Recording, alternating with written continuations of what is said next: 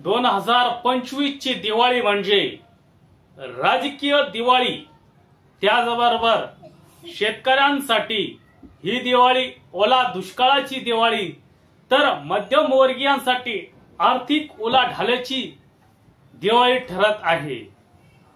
2025 मध्ये दिवाळीचे नवे स्वरूप आपणास पाहावयास मिळत आहे। या वर्षी मोठ्या प्रमाणात पाऊस झाला। या पावसामुळे शेतकऱ्यांचे प्रचंड असे नुकसान झाले। या नुकसानीमध्ये शेतकऱ्यांचा पिकवलेल्या मालाच्या मोठ्या प्रमाणात नुकसान झाले आहे। गेल्या वर्षी पावसाने मोठा कोप दाखवला आणि पावसाने संपूर्ण महाराष्ट्रामध्ये रौद्र रूप धारण केले होते। या रौद्र रूपामुळे अनेक शेतकऱ्यांचे मोठ्या प्रमाणात नुकसान झाले आहे। अनेक शेतकऱ्यांनी कर्ज काढले होते, त्यामुळे शेतकऱ्यांचे नुकसान होऊन शेतकरी हवाला दिला झाला आहे।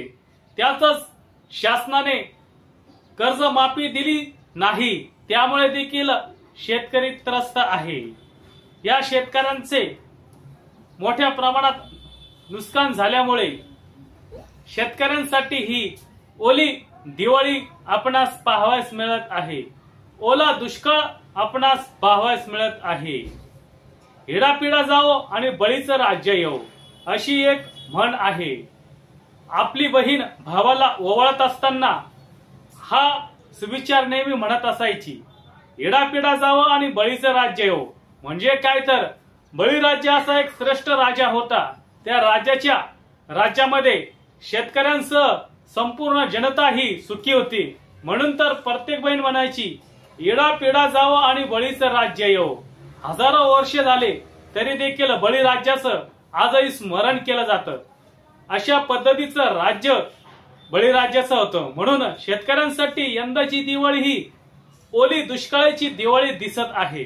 त्याचबरोबर व्यापाऱ्यांसाठी देखील आर्थिक उलाढालीची ही दिवाळी बघितली जात आहे। व्यापारी वर्गांमध्ये सध्या जीएसटी कमी झाला आहे। जीएसटीचा स्लॅब कमी झाला आहे। पूर्वी हा जीएसटी 12 ते 28% होता। कमीत कमी 12 आणि जास्तीत जास्त 28 अशा वेगवेगळ्या वस्तूंसाठी ह्या जीएसटीचे कर लावले जात होते। परंतु आता नवीन स्लॅब आता समोर येत आहे। यामध्ये जीएसटीचे काही दर कमी झाले आहे। यामध्ये 5% पासून तर 18% पर्यंत असे जीएसटीचे कर लावले आहे।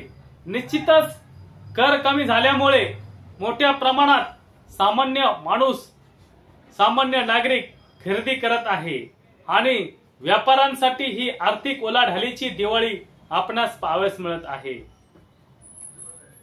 छोट्या छोट्या गाड्या, छोट्या किमतीच्या 4 व्हीलर 2 व्हीलर यासाठी तर मोठ्या प्रमाणामध्ये खरेदीसाठी झुंबड आपणास पाहावयास मिळत आहे। त्याचबरोबर इतरही वस्तूंसाठी खरेदीसाठी मोठी गर्दी आपणास पाहावयास मिळत आहे। जीएसटी वरून मोठ्या प्रमाणामध्ये नागरिकांमध्ये मोठा रोष आपणास पाहावयास मिळत होता। अक्षरशः खाण्याच्या वस्तूंवर देखील जीएसटी लावला जात आहे। हॉटेलमध्ये नाश्त्यापासून तर जेवणापर्यंतच्या वस्तूंवर देखील जीएसटी हा लावला जातो। त्यामुळे मोठ्या प्रमाणात जीएसटी कराबाबत नागरिकांमध्ये मोठा रोष आहे। खाण्याच्या वस्तूंवर देखील जीएसटी लावल्यामुळे देशातील जनतेमध्ये प्रचंड असा रोष पाहावयास मिळत आहे। परंतु शासनाने याकडे लक्ष केंद्रित करून ऐन दिवाळीच्या मोक्यावर जीएसटी मध्ये थोडासा बदल केला आणि जीएसटीचे काही दर घटवल्यामुळे आर्थिक उलाढालीची दिवाळी काही नागरिकांमध्ये पाहावयास मिळत आहे। त्याचबरोबर राजकीय लोकांची देखील दिवाळी आता आपणास पाहावयास मिळत आहे। राजकीय लोकांच्या मनात विजयाचे फटाके फुटताना दिसत आहे। 2016 नंतर नगरपालिकेच्या निवडणुका रखडल्या होत्या। त्यानंतर 9 वर्षानंतर या निवडणुका होत आहे। जिल्हा परिषद, ग्रामपंचायत, नगरपालिका महानगरपालिकांच्या निवडणुका या दिवाळीच्या मोक्यावर या दिवाळीच्या सणाच्या पार्श्वभूमीवर लवकरच होताना आपणास दिसत आहे। अनेक इच्छुक या ठिकाणी निवडणुकीसाठी रिंगणात उतरले आहे। अनेकांनी बाशिंग आपल्या गुडघ्याला बांधून ठेवले आहे। हे बाशिंग बांधून ठेवणाऱ्या उमेदवारांमध्ये मात्र राजकीय फटाक्यांची विजयाची दिवाळीचे फटाके वाजताना आपणास दिसत आहे। त्यामुळे या वर्षीची दिवाळी म्हणजे आर्थिक उलाढालीची दिवाळी तर राजकीय उमेदवारांच्या विजयाचे फटाक्याची दिवाळी आणि त्याचबरोबर शेतकरी बांधवांसाठी ही ओली दुष्काळाची दिवाळी आपणास साजरी होताना दिसत आहे। धन्यवाद।